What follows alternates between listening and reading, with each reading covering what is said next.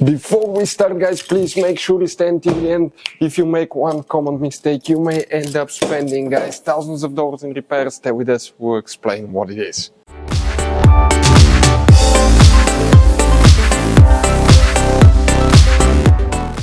Hey guys, welcome back to Auto Repair. A super quick helpful video for any of you having a Mercedes C Class generation W204. We're talking about that generation here from year 2007 to year 2015. If you have a problem where your Mercedes cranks but does not start, stay with us.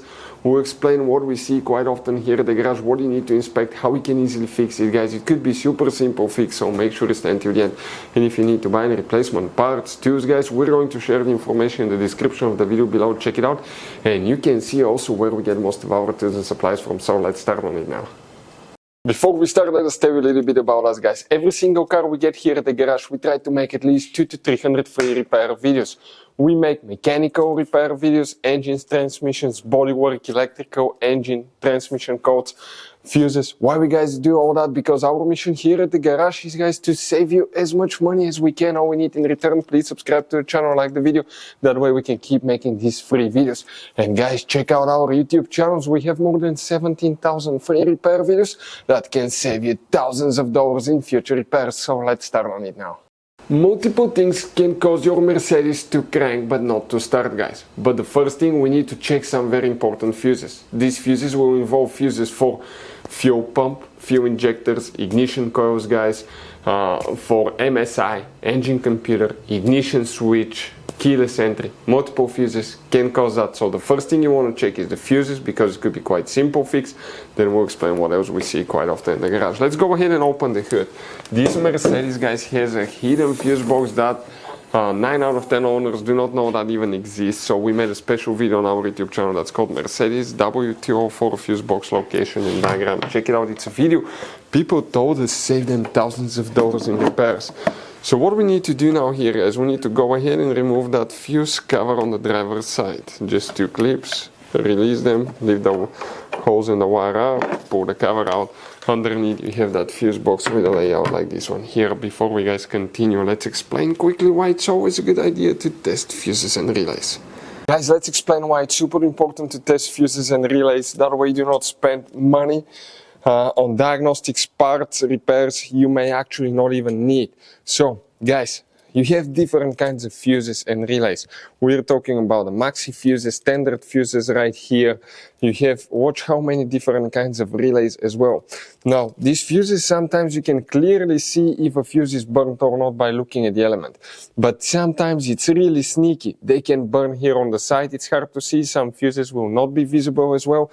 And we had people that will spend thousands of dollars in repairs, replacing modules, even engine computers, when all they had to do, they assumed they had a good fuse. They pulled it out, they saw it, and they assumed it was good. But guys, you can easily test these fuses, and on some of these, most of them, they have even the terminals on top that allows you to check them with a voltmeter and find out if it's good or bad. You see, that's a good fuse. If it's blown, okay, like this one here, it's blown, nothing. Check this thing out, no connection. One next to it, okay. Right here, let me get good contact point. That's a good fuse, guys.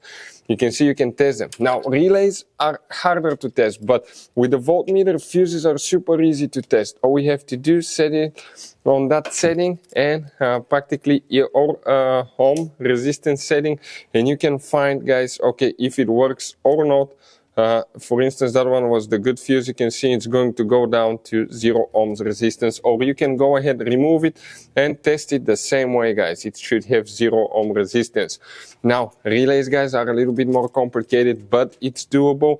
It will take you a minute or two to find out how to do that. Now, we'll put, guys, links to a video that will explain how to test relays, how to test fuses, which battery terminal you need to reconnect and disconnect first if you're doing repairs, because that can cause modules to burn as well, and that can cost you thousands of dollars in repair. Check out the videos, they will be in the description of the video below. So let's start on it now. So let's explain which fuses now, guys. Okay, we will need to check multiple fuses, by the way. First, we're going to start, okay, you can see the fuse numbers will be next to the fuses. So that's fuse 1, 2, 3, 4, 5, 6. Fuse number 6 is very important fuse right here that we need to check. Okay, super important fuse, guys. But also, you will need to check fuse number 4 right here, that 20 amp fuse, 4 and 6 so far. After that, guys, okay, we need to locate fuse number 7. So 2, 3, 4, 5, 6, 7 is another 20 amp fuse right here. Okay, check that one, guys. After that, we need to check fuse number 25, and 25 will be that 15 amp fuse right here before the relay. That's fuse number 25. We need to check fuse 27, that's the last fuse in that row towards the windshield right there. We will need to locate fuse number 34, which is that 7.5 amp fuse right here. And next we need to check, guys, okay, we'll need to check some things, okay, in the trunk as well, but here we need to check relay M, very important relay right here. Okay, now we need to come to the trunk. Let us show you here. We have something else we need to show you, guys.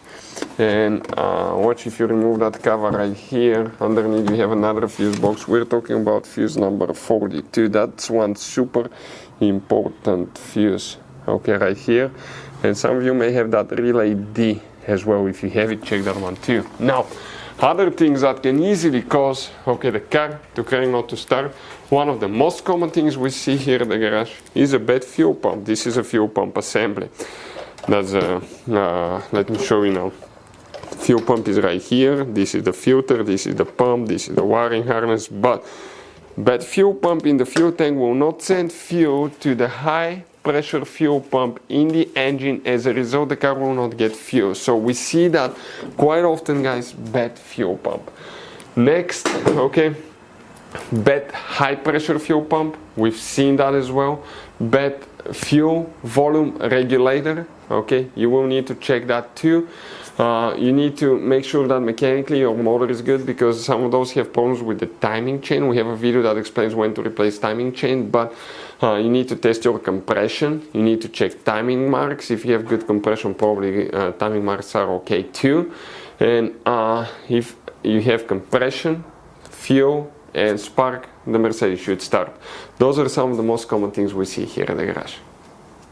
Guys, also, you have one hidden fuse box. Let us show you where it's located. That fuse box is right here, where your jump starter terminal is located. If you remove it, okay, if you take that thing apart, you're going to have multiple fuses inside. You can have up to 10-15 fuses. Those are very important fuses, and that can cause your Mercedes to crank and not start as well. So in some cases it could be bad pre-fuse box. So if you need to see how to open one, how to replace fuses, we'll have that video on the channel coming very soon as well. In this Mercedes W204, you're going to have all kinds of different fuses and relays that sometimes are hard to find, and if you're in the middle of nowhere, you may have a hard time finding one, guys. Replacement one, you may be stuck. It happened to us. So what we usually do, we buy some spare ones and we put in the glove box for a peace of mind. We'll share a link where you can get them at a really good price, quick shipping. That way you do not waste money and time. That link will be in the description of the video below. Check it out for your convenience. Hopefully, guys, the video will be helpful. Thank you for watching and see you next time.